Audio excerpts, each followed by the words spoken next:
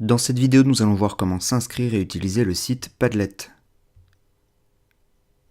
La première étape est évidemment de s'inscrire en rentrant une adresse de courrier électronique et un mot de passe. On peut ensuite se connecter.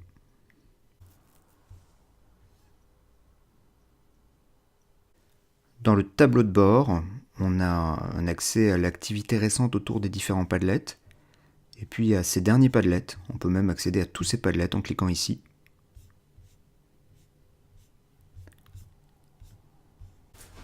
Pour créer un nouveau Padlet, on clique en haut à droite. Voilà, et on a une image par défaut et un titre par défaut qu'on va pouvoir bien évidemment modifier. On va par exemple le nommer.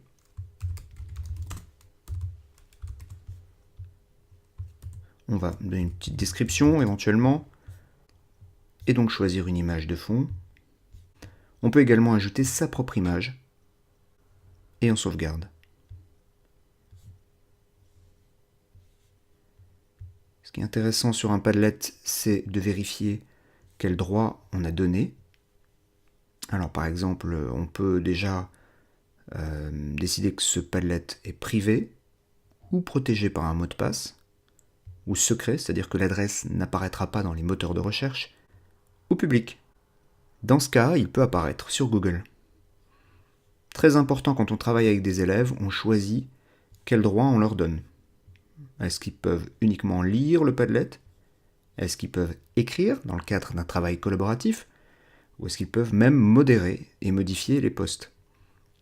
Tout dépend en fait du travail qu'on a envie de réaliser. Une deuxième fonction intéressante ici, c'est les fonctions de partage, avec notamment un accès au QR code du Padlet. Assez intéressant, on peut l'afficher en classe et le faire flasher avec une tablette ou le smartphone des élèves.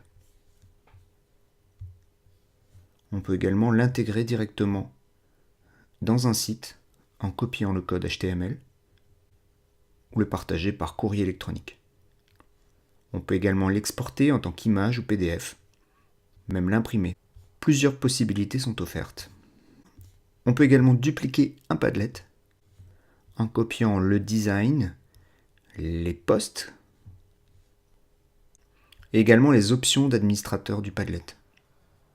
Pour les fonctions de base, on clique 2 fois dans l'écran ou on clique sur le petit plus en bas à droite et on peut écrire un titre,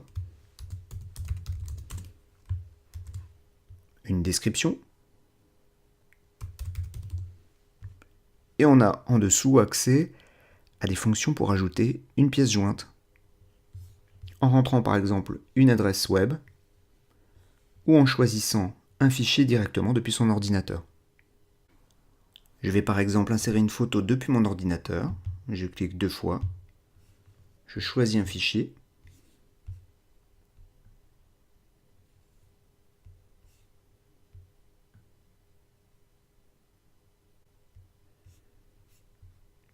et donc on peut l'intégrer. Une fois intégré, on peut également modifier la taille de l'image. On peut déplacer très facilement les éléments sur le Padlet. On peut également insérer une vidéo, copier par exemple sur YouTube.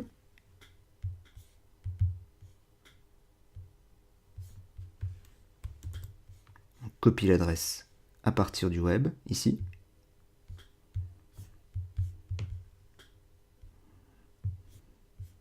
On peut également mettre un lien vers un site internet. On sélectionne le texte et vous avez vu des fonctionnalités apparaissent. On peut mettre le texte en gras, en italique, et donc ici insérer un lien avec une adresse HTTP et lié. Dorénavant, quand on cliquera sur le texte, la page internet liée s'ouvrira. Il me reste maintenant à vous montrer comment diffuser l'adresse d'un Padlet.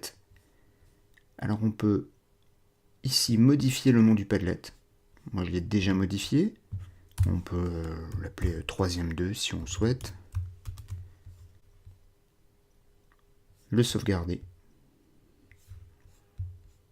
et copier l'adresse pour l'insérer par exemple sur le NT.